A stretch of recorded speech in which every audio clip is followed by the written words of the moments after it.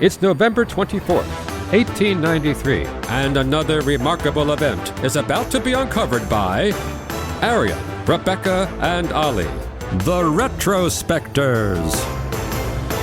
When you hear boob job, your mind tends to think of glamour models and reality stars. You don't necessarily think 19th century opera singer, and yet it was today in history in 1893 that a 40-something Viennese stage performer became the first ever recipient of breast augmentation surgery. This wasn't a cosmetic procedure the way that we think of modern breast augmentation, but rather a reconstructive effort following a mastectomy. And the patient had undergone the removal of a breast due to a fibroadenoma, which is a benign tumour. And the removal of this breast by the surgeon Vincenz Czerny had left a noticeable asymmetry that he anticipated was going to cause her some distress. And so Czerny opted to use the woman's own tissue for the reconstruction. And so he transplanted a lipoma, a non-cancerous fatty tumour, from her lower back into the space where the breast tissue had been removed. And this was really innovative because it demonstrated that tissue from one part of the body could be used to reconstruct another part. So it was really groundbreaking surgery for its time. Yeah, in all sorts of ways, because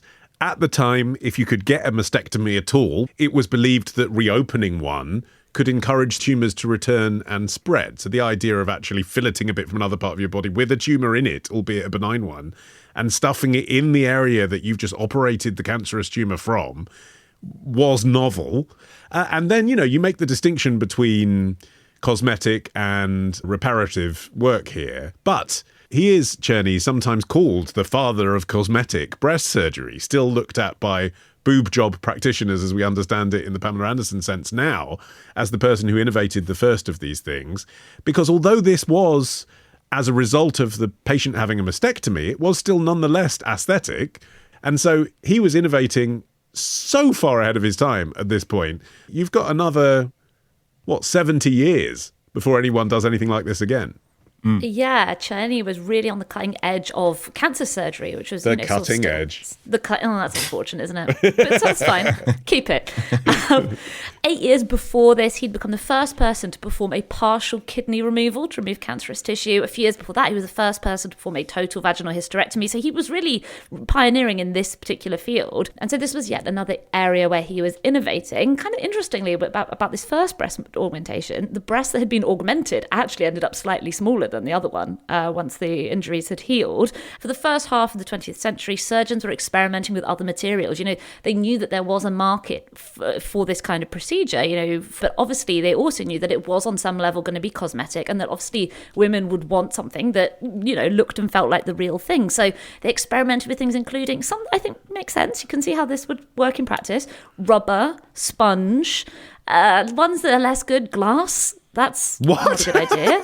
Just glass, yeah. Glass in the shape of a ball, I presume, like a snooker ball. Yeah, not just like shards of crushed up glass into the tissue.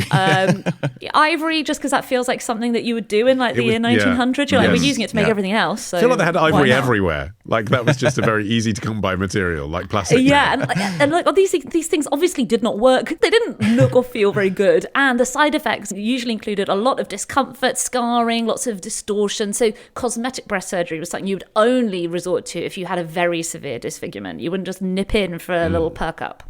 But it's funny that we think of plastic surgery as being a very modern phenomenon, but actually cosmetic surgery goes a long way back. Oh, that's where you're going to tell us about some mummy with a fake penis, isn't it? Pretty much. Yeah, you're not way off. It's in the Edwin Smith Papyrus, which is an Egyptian medical text from 2500 to 3000 BC.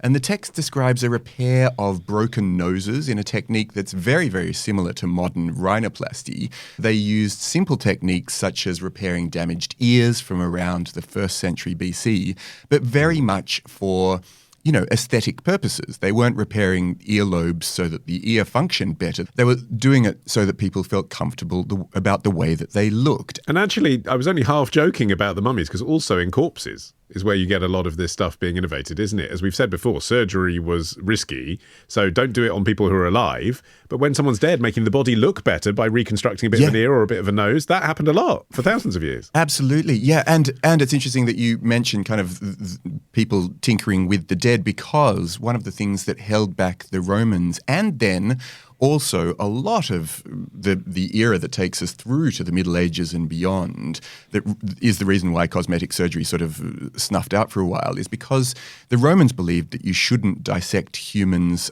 or animals, actually, on the basis of sort of religious objections. And the same thing became the case in Middle Ages Europe, where there was this prohibition of human dissections. And that just stopped the sort of experimentation that allowed for people to make these kinds of advances. But then in the 19th century, particularly with the advancement of anesthesia and antiseptics, that allowed for the widespread adoption of particularly skin grafts and nasal reconstructions. And then cosmetic surgery began to boom from there. The other thing that's worth bearing in mind is that big boobs, which is really what led to the boom in boob jobs, weren't that fashionable, you know, in the last 300 years, apart from in the kind of very obvious and clear Marilyn Monroe, Rita Hayworth, Jane Mansfield type period. Like, it's funny because we were born into a world of big boobs. I sort of assumed that they'd always been desirable, and obviously they were to some. But actually, really, it is just kind of the period from like the 1950s to maybe even it's gone now, maybe the 2010s, where that was the blip where people wanted big baps. Whereas you've been holding yourself back for so long, Olly. Just let it all out. 1,000 episodes in, let's talk about tits. But in the Victorian era, so around the same sort of time as the day in history we're commemorating, there were a few people doing injections of liquid paraffin, if you can believe. The problem with that, apart from the fact that you don't ever want to take the risk of leaning over a lit birthday cake, was that the paraffin would move around the patient and could end up in their feet and cause a lot of pain, to the extent that it was a recognised phenomenon enough that it had a nickname, paraffinomas, like a cancerous thing in people's feet. Yeah, I mean, this is sort of where we get to, you know, you mentioned the era of the big boobs, and World War II sort of being a moment of that. If you think about GIs, you know, walking around with their pin-up girls and the screen stars, your Jane Russell types, they were always very curvy and very busty. And this was a fact that was not lost among the sex workers of Japan during the American occupation. They were the first people to think of using silicone for breast implants. The silicone industry had exploded in the 1930s, and it was seen as a bit of a miracle substance. You know, it was used heavily in engineering, aerospace, etc., which meant it was a vital material during World War II, and there was a lot of it sloshing around. So some of the more enterprising ladies of the night thought that they could get a step up on their competition and appeal to American taste by enhancing their assets by injecting substances. You mentioned paraffin, that was still going, that's still a going concern.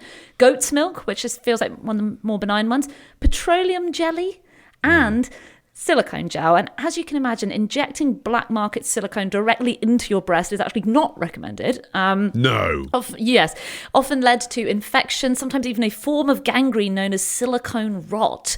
But despite this, silicone injections remained the leading form of breast enhancement, albeit an understandably niche practice given the side effects, which also included scarring, hardening of the breast, silicone wandering off around the body, much like the paraffin, until the development of the modern breast implant. The first silicone implant in America was conducted by two American plastic surgeons, Cronin and Gerow, and they put this breast augmentation into a Texas woman, Timmie Jean Lindsay, and she had these breast implants for 50 years and was very happy with them. What's remarkable about her story is that she didn't go in requesting a boob job.